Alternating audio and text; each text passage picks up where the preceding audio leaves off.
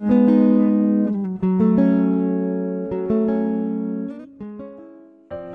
अकाल जी, मैं जसविंदर सिंह पंजाबी किचन च स्वागत है। अं काफ़ी एबसेंट रह गए वीडियो विच आए हैं क्योंकि साडे घर अरमान आया जी। आओ अरमान के दर्शन भी कराइए। आ जाओ चलो इधर हाय। अरमान हैरान है जी। चलो ਇਹਦੀ वजह करके ਅਸੀਂ मतलब रेसिपियां बंद ही कीतियां, तकरीबन एक अद्धी पाई ही। ਹੁਣ सर्दी का मौसम है तो सारे जुकाम ते खांसी है तकरीबन ही ਅਸੀਂ घर ਦੇ ਵਿੱਚ ਬਣਾ ਕੇ ਪੀਂਦਾ ਹੈ, ਇਸ ਕਰਕੇ मैं सोचा कि ਸਾਰਿਆਂ ਨੂੰ ਦੱਸਦਾ ਜਿਹਨੂੰ ਜ਼ਰੂਰਤ ਹੋਵੇ। मगज 2 चम्मच लिया, खसखस 1 चम्मच, हरियां इलायचियां 4-5 लिया, 8-10 काजू,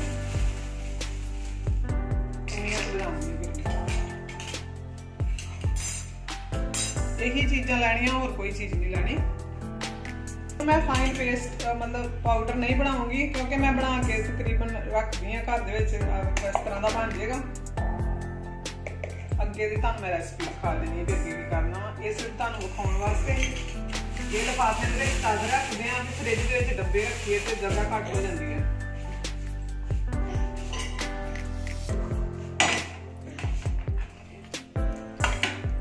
ये रेसिपी मैं पहला पाउणी ही बबलू गया ही ते ही ओनू बना के दिता ही ते बच्चों वास्ते मैं कर लिया। चूरी बनाने जदों ओदे विच पा देईदा ते इन्हां दे अंदर चल जांदा, दुध पींदे नहीं। हां, बच्चे जिन्हां दे छोटे बच्चे वो बना के रख सकदे आ। बाकी ये जेहड़ियां चीज़ां मैं सारियां इकट्ठियां पाउणियां, कोई खसखस पीसदी नहीं गी, इहदे दाने जे रह जांदे आ, इहनूं नाल पावांगे ते पीस जूगी। ते मिक्सी नूं जर्म नहीं करना, लगातार ही 1 मिनट कर लिया, 1 मिनट रोकता, इस तरह करके वैसे इहदा तेल निकल जाता है, फिर पेस्ट बन जाता। इस तरह पाउडर नहीं बनेगा, पाउडर बनेगा, पेस्ट नहीं बनेगा। पेस्ट मम्मी नूं लगदा याद भुल एक्सपीरियंस जेड़ा वो घट हो गया है। घट नहीं होया, मैं थोड़ी जी टेंशन च नर्वस हो गया, फिर स्टार्टिंग वाला ही हिसाब है। 1 चम्मच जेड़ा देसी घ्यो पाना वा, ज्यादा नहीं। वेखो मुड़ के ना वो सुत्ते ही रहो, देसी घ्यो ही पाना है बस। देसी घ्यो दे विच बनाउणी आ ते 1 चम्मच ये पाना।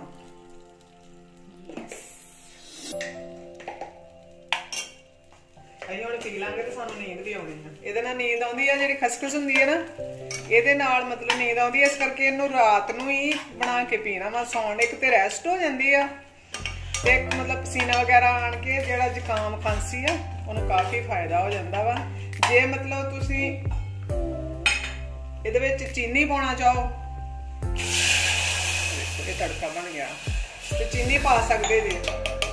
जे तुसी इहदे विच धागे वाली मिश्री पा लो तो वो सब तो वधिया है। मेरी मिश्री जिहड़ी आ ओह मेरे जेहड़े नहीं पा सकते, नहीं गुड़ नहीं पा सकते, गुड़ भी पा सकते हैं पर मैं कभी पाया नहीं। ਉਹੀ ਮਿੱਠਾ ਹੀ ਕਰਨਾ ਹੈ, ਮਿੱਠਾ ਕਰਨਾ, ਪਰ ਫਲੇਵਰ ਜਿਹੜਾ ਗੁੜ ਨਾਲ ਫਲੇਵਰ ਜ਼ਿਆਦਾ ਵਧੀਆ ਨਹੀਂ ਆਉਂਦਾ। ਉਹ ਅਨਮੋਲ ਮਿਸ਼ਰੀ ਛੱਡਦਾ ਨਹੀਂ ਸਾਡਾ, ਇਸ ਕਰਕੇ ਉਹ ਲੱਭ ਕੇ ਖਾ ਲੈਂਦਾ। ਉਹ ਮੈਂ ਰੱਖਾਂ ਦੇ ਡੱਬੀ ਖਾਲੀ ਪਈ ਹੁੰਦੀ ਹੈ ਤੇ ਮਿਸ਼ਰੀ ਵਿੱਚ ਨਹੀਂ ਹੁੰਦੀ। ਇਹਨੂੰ ਮਤਲਬ ਚੰਗੀ ਤਰ੍ਹਾਂ ਬਾਲੇ ਆਉਣ ਤੋਂ ਬਾਅਦ ਮੈਂ ਵਿਖਾਉਣੀ।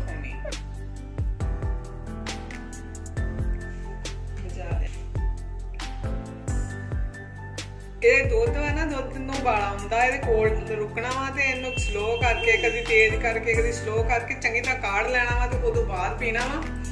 ਬਾਕੀ ਰਿਕੁਐਸਟ ਇਹੋ ਹੀ ਆ, ਲਾਈਕ ਕਰੋ, ਸ਼ੇਅਰ ਕਰੋ ਤੇ ਸਬਸਕ੍ਰਾਈਬ ਕਰਿਆ ਕਰੋ ਤੇ ਬੈਲ ਆਈਕਨ ਨੂੰ ਪ੍ਰੈਸ ਜ਼ਰੂਰ ਕਰਿਆ ਕਰੋ, ਨੋਟੀਫਿਕੇਸ਼ਨ ਤੁਹਾਡੇ ਤੱਕ ਪਹੁੰਚਣਾ ਹੈ। ਸਹੀ ਅਸੀਂ ਮੈਦਾਨ 'ਚ ਹੁਣ ਵਾਪਸ ਆਉਣੇ ਸ਼ੁਰੂ ਹੋਏ ਆ, ਡੇਲੀ ਹੋਵਾਂਗੇ। ਹਾਂ, ਮੁਸ਼ਕਿਲ ਹੋ ਗਿਆ ਕੰਮ ਬੱਚੇ ਦੇ ਨਾਲ ਨਾ ਬਹੁਤ ਜ਼ਿਆਦਾ, मतलब दोवें यही आ ते दोवें सानू संभालना पैंदा है, इस करके ਇਹਦਾ ਸੌਣ ਦਾ ਕੋਈ ਰੁਟੀਨ। ਹਾਂ, ਛੋਟਾ ਵਾ, ਦੰਦ ਕੱਢਦਾ ਵਾ। ਆ ਵੇਖੋ ਇਸ ਤਰ੍ਹਾਂ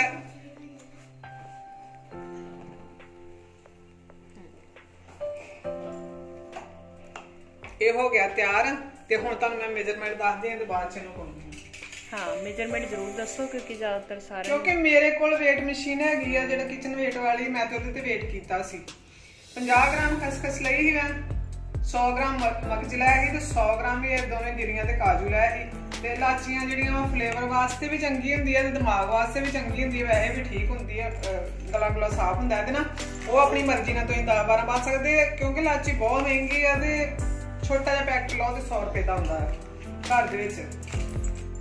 ये सी इहदा मेजरमेंट ते इहनूं पाउडर बना के रख लो। जे बच्चे छोटे आ तो चूरी बना के दो जां कोई चौल जरदा कुछ भी बनाउंदे सी उहदे विच पा के दो ते वेख्या जरूर करो। ये मतलब वड्डा मग बन गया। इहनूं हुण इत्थे रख के इहनूं देने ढक। देसी घ्यो विच बनाउणी है, रिफाइंड विच नहीं बनाउणी। सौण लग्या रात नूं बनाउणी आ। जे किते जुकाम खांसी ज्यादा वा ते फिर लगातार ही मतलब रोज बना के 3-4 दिन 7 दिन पी लो ते वधिया हो जाऊगा। जे नहीं ठीक ठाक हो ते कदी कदाई ये पी लिया करो, सर्दी दे विच काम आउंदा।